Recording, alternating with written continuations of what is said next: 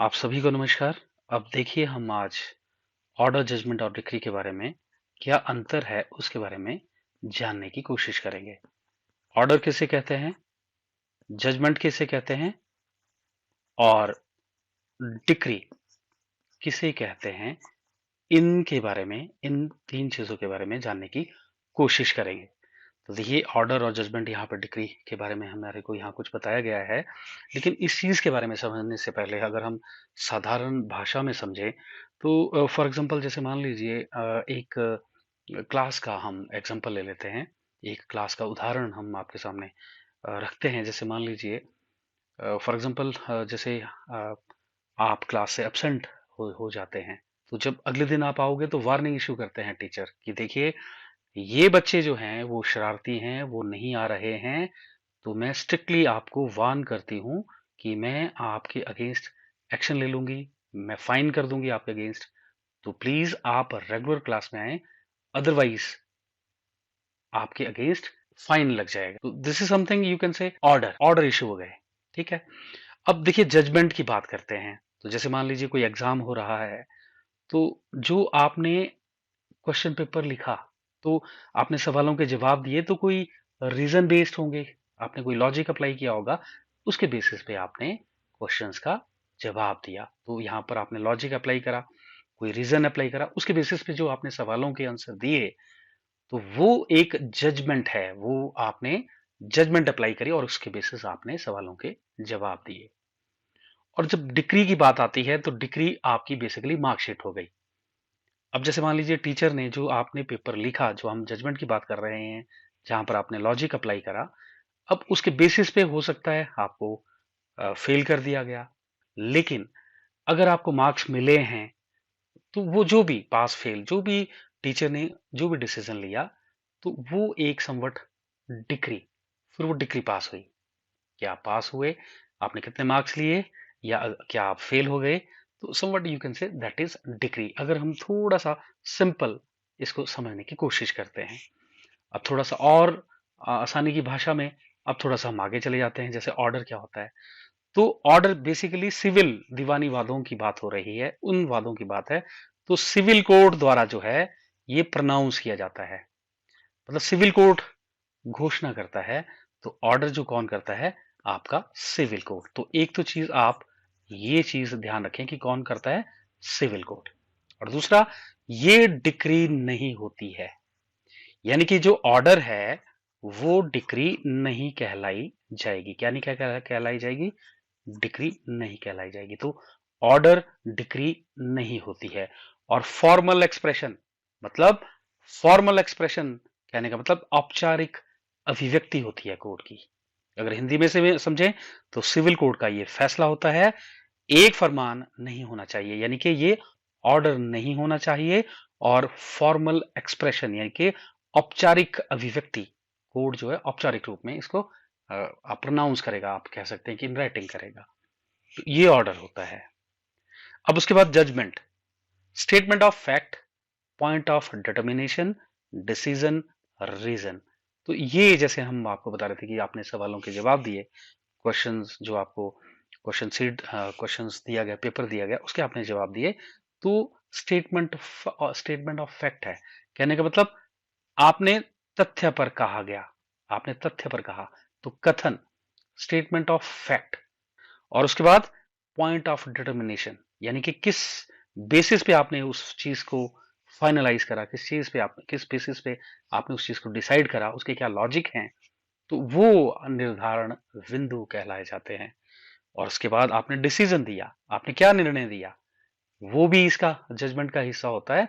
और judgement reason based होनी चाहिए, कारण पर आधारित होनी चाहिए।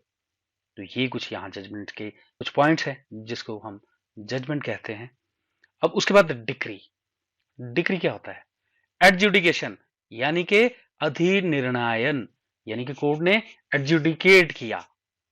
और सूट, यानी कि सिविल विवाद में पास होती है ये डिक्री। और राइट ऑफ द पार्टीज, यानी कि पार्टीज के हक डिसाइड कर दिए गए। तो ये बहुत इंपॉर्टेंट है कि पार्टीज, पक्षों के हकों को डिसाइड करना, जबकि जजमेंट में नहीं हो रहा है, और ना ही ये ऑर्डर में हो रहा है। पार्टीज के हकों को किसने डिसाइड करा? वो डिसाइड करा है डिक्री ने। पार्टियों के अधिकार को जो डिसाइड किया गया है वो किसने करा?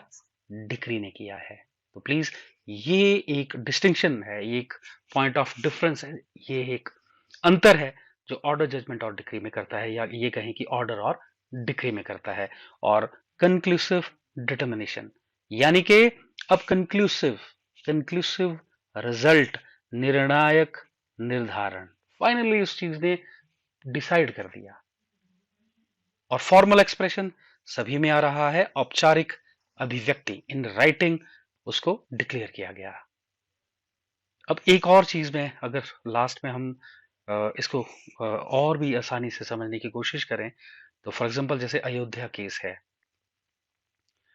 तो मान लीजिए कोई मंदिर बना, तो फिर आर्कियोलॉजिकल सर्वे ऑफ इंडिया को कहा गया कि प्लीज आप जाइए और मंदिर को चेक करें ये कितने साल पुराना था।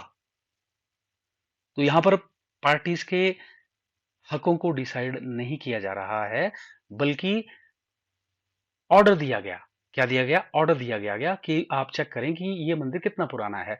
तो तो ये क्या हुआ? ऑर्डर हुआ। क्या हुआ? इस चीज को हम, जो वो कोर्ट ने आर्कियोलॉजिकल सर्वे ऑफ इंडिया को कहा कि प्लीज जाएं और चेक करें मंदिर कितना पुराना था, तो वो क्या कहा जाएगा? ऑर्डर। ठीक है। अब जो जजमेंट आई, जो कोर्ट की जो जजमेंट आई थी, वो अप्रोक्सीमेटली 1045 पेजेस की आई थी। कितने? 1045 पेजेस की आई थी। तो वो जजमेंट है, वो डिफरेंट स्टेटमेंट ऑफ फैक्ट्स के बेसिस पे थी, उसमें पॉइंट ऑफ डिटर्मिनेशन थे, उसमें डिसीजन थे, उसमें रीजन, लॉजिक, सारे बेसिस, सारा निचोड़ था। लेकिन पार्टीज को कैसे पता चले कि उसके हक में क्या डिसाइड हुआ? क्या वो 1045 पेजेस को पढ़ने के बाद उसको पता चलेगा कि उसकी फेवर में क्या हुआ, उसके डिसफेवर में क्या हुआ? तो पार्टीज तो कंफ्यूज हो जाएगी। तो जजमेंट के एंड में, अगर आप देखें तो जजमेंट के एंड में एक ब्रीफ कुछ लिखा जाता है जो कंक्लूसिवली पार्टीज के हकों को डिसाइड कर देता है। तो उसको क्या कहते हैं? फेवर या डिसफेवर में जो भी ब्रीफ में होगा, जजमेंट के बाद एंड में होता है, उसको कहते हैं आप डिक्री। क्या कहते हैं? डिक्री। तो प्लीज ये एक चीज ऑर्डर, जजमेंट और डिक्री में आपको आइडिया होना चाहिए। अब उसके बाद देखिए यहां पर सब जज और मैजिस्ट्रेट का में क्या अंतर है, यानी कि जज और मैजिस्ट्रेट में क्या अंतर है, आप यही पढ़ें, जज और मैजिस्ट्रेट के बीच में क्या अंतर है।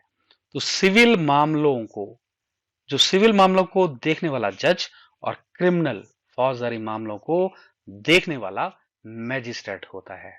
तो सिंपल, सिविल मामलों को कौन देखेगा? जज।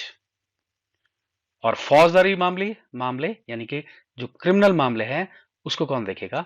मैजिस्ट्रेट। तो ये एक बेसिक डिफरेंस है, ब्रीफ आइडिया हमारे को होना चाहिए, हमारे को डिटेल में जाने की जरूरत नहीं है, लेकिन छोटा मोटा मोटी अंतर हमें पता होना चाहिए। जज लोअर कोर्ट में छोटे सिविल मामलों को देखता है। जज क्या करता है? लोअर कोर्ट में छोटे सिविल मामलों को देखता है, और मैजिस्ट्रेट 5 साल तक की सजा वाले मामलों को देखता है। और मैजिस्ट्रेट क्या करता है? 5 साल तक की सजा वाले, यानी कि सिविल में लोअर कोर्ट, जो जज है वो लोअर कोर्ट के छोटे सिविल मामलों को देखता है, और मैजिस्ट्रेट 5 साल तक की सजा वाले मामलों को देखता है। जिला स्तर पर जज को डिस्ट्रिक्ट जज क्या कहते हैं? डिस्ट्रिक्ट जज। और मैजिस्ट्रेट को सेशन जज। और मैजिस्ट्रेट को क्या कहते हैं? सेशन जज कहा जाता है। अब देखिए, आपको सिविल और फौजदारी यानी कि दीवानी और फौजदारी मामलों में भी डिफरेंस पता होना चाहिए। तो सिविल मामले अमूमन लेन देन से संबंधित होते हैं, जबकि जो फौजदारी मामले हैं उसमें मानसिक चोट है, या किसी को डेंजर पहुंचाना है, या जैसे मान लीजिए रेप है, ठीक है, तो रॉबरी है, डकैती है, तो ये फौजदारी मामले माने जाते हैं। लेकिन कुछ केसेस ऐसे भी होते हैं जो सिविल भी होते हैं और वो क्रिमिनल भी होते हैं। For example defamation. अब डिफेमेशन को अगर मैं हिंदी में कहूँ तो शायद चरित्र हरण। तो डिफेमेशन में जो जिसके अगेंस्ट डिफेमेशन की गई है वो व्यक्ति जो है वो कंपनसेशन भी ले सकता है, और अगर वो उसने कंपनसेशन के लिए केस डाला तो वो सिविल मामला कहला गया। कहलाया जाएगा। वो क्या कहलाया जाएगा? सिविल मामला। लेकिन उसको लेकिन वो मान लीजिए वो कंपनसेशन नहीं मांगता है। वो बोलता है नहीं, इसको सजा होनी चाहिए। जिस अपोजिट पार्टी ने उसके अगेंस्ट उसकी डिफेमेशन करी, उसको सजा होनी चाहिए, उसको पनिशमेंट होनी चाहिए, उसको दंड मिलना चाहिए। तो उस केस में वही डिफेमेशन का केस जो है वो क्रिमिनल केस कहलाया जाएगा, क्रिमिनल। तो आपको सिविल और फौजदारी मामलों के बीच में भी अंतर पता होना चाहिए। तो जज और मजिस्ट्रेट में क्या मोटा माटी अंतर है, वो हमने यहाँ पर जानने की कोशिश की।